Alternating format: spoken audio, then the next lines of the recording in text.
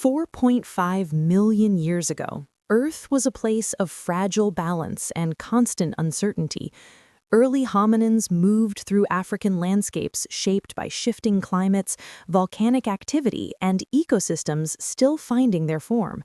Survival depended on instinct, memory, and social bonds that were only beginning to resemble what we might call family. In this world, everything unfamiliar was a potential threat, and everything precious was temporary. Now imagine something that did not belong to this earth at all entering that world, an event so improbable that it would challenge not only survival, but the very definition of humanity. Primitive humans at this time were not builders of civilizations or masters of technology. They were small groups of early hominins, likely ancestors close to species like Ardipithecus or very early Australopithecines. Their brains were modest in size, their tools rudimentary or non-existent, and their lives revolved around food gathering, predator avoidance, and social cohesion. Yet, even with limited intelligence by modern standards, they possessed empathy, curiosity, and the capacity to nurture offspring. These traits, more than intelligence or strength, would define what happened next. The arrival of an alien infant would not come with thunderous invasion or advanced machines. It would come quietly, perhaps through a damaged pod falling from the sky during a meteor shower, or a biological capsule drifting down like a seed from the heavens. To early humans, the sky itself was already a source of mystery and danger. Falling stars, volcanic ash, and lightning storms were part of their lived reality. When something strange appeared on the ground, warm, living, and crying, it would not immediately register as alien. It would register as a vulnerable being. The infant would look unfamiliar, but not necessarily monstrous. Evolution across the universe might favor similar solutions to survival: eyes to perceive light, limbs to move, a face to communicate distress. The baby might have smooth skin with unusual coloration, larger reflective eyes, or subtle bioluminescent markings that pulsed faintly in low light. To modern humans, these features would be shocking. To primitive humans, they would simply be strange, like any unfamiliar animal, except this one behaved like a child. Early hominins responded strongly to infant cues. Crying, grasping movements, and eye contact triggered caregiving instincts long before language or culture existed. When the alien baby vocalized in distress, the sound would not be understood, but it would be felt. A small group encountering the infant might hesitate at first, circling cautiously, but fear would gradually give way to curiosity. The absence of aggression, the small size, and the helplessness would matter more than appearance. Raising the alien baby would not be a conscious decision in the way modern adoption is. It would be an instinctive extension of group survival behavior. One individual, likely a female experienced in caring for offspring, might pick the child up. Touch would confirm warmth, life, and fragility. The group would retreat with the infant, not knowing they had just altered the trajectory of two species. The challenges would be immediate. Feeding would be the first obstacle.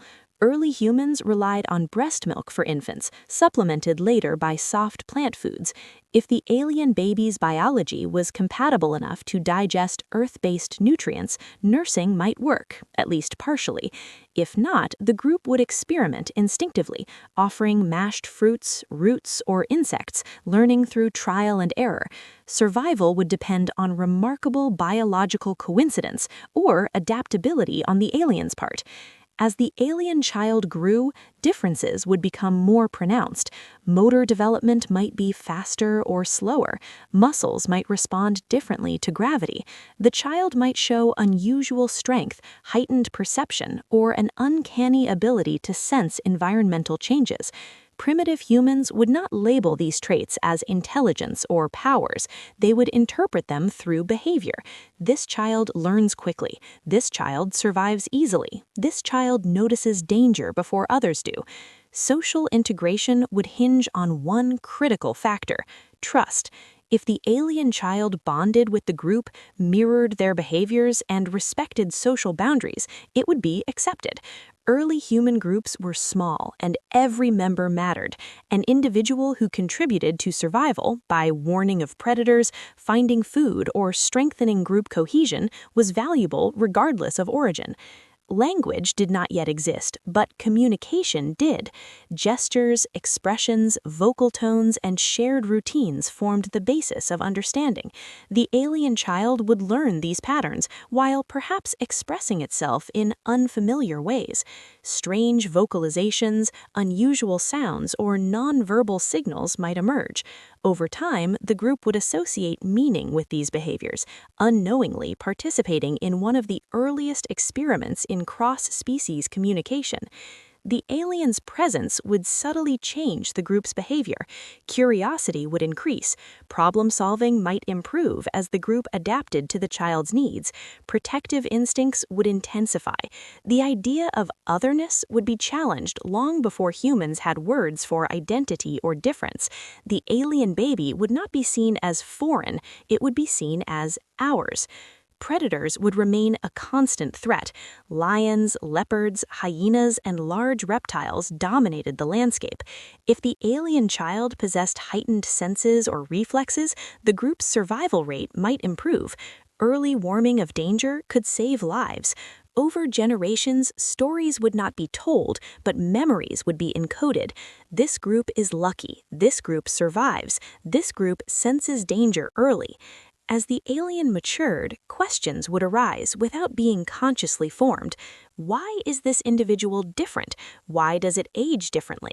Why does it survive injuries better or think differently? Primitive humans would not theorize, but they would observe. Observation was the root of early cognition. The alien child might become a focal point of attention, protection, and imitation. Reproduction would introduce another layer of complexity. If the alien was biologically incompatible with humans, it would remain genetically isolated, a singular presence. If partial compatibility existed, an unlikely but intriguing possibility, it could introduce novel traits into the population. Changes in cognition, perception, or physiology might slowly spread, mistaken for evolution for natural variation. Even without genetic mixing, cultural influence alone could be profound. Early humans learned by imitation. If the alien child used tools differently, explored the environment more boldly, or showed advanced curiosity, others would follow. Simple innovations, using sticks more effectively, stacking stones, or exploring new food sources could emerge generations earlier than they otherwise would have. The alien would not introduce technology, it would not teach language or science. Its influence would be subtle, behavioral, and gradual. Evolution rarely leaps, it drifts. A single outsider raised within a fragile human group could act as a catalyst rather than a revolution. Emotionally, the alien child would experience something no member of its species had ever had before: complete immersion in another evolutionary lineage. Identity would form not through knowledge of origin, but through relationship. The child would feel human long before it understood difference. If it ever sensed its uniqueness, it would have no framework to define it. From the human side, this relationship would reinforce empathy. Caring for something different yet familiar would strengthen emotional intelligence. The roots of compassion, tolerance, and social flexibility, traits that define modern humanity, could deepen under these conditions. Eventually, the alien would age, perhaps faster or slower than humans.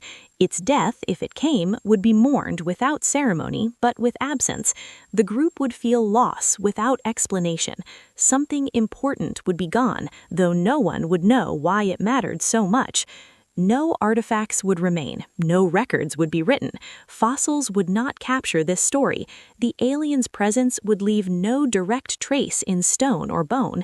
Its legacy would exist only in altered behavior, slightly different choices, and subtle shifts in survival patterns passed down through generations. 4.5 million years ago, humanity stood at the edge of becoming something more than an animal. Intelligence was forming, but empathy was already there. If primitive humans raised an alien baby, the most important outcome would not be technological advancement or cosmic knowledge. It would be the reinforcement of what made humans human in the first place, the ability to care for the unknown. In this imagined encounter, the alien would not change humanity by teaching it the stars. Humanity would change the alien by teaching it belonging. And in doing so, early humans might unknowingly take one small step closer to the species they were destined to become. The question is not whether such an event could happen, but what it reveals about us. Even at the dawn of our existence, long before language, culture, or civilization, the seeds of compassion were already present. In a world defined by hunger, danger, and uncertainty, primitive humans were capable of raising something entirely other, not because they understood it, but because they felt it was right.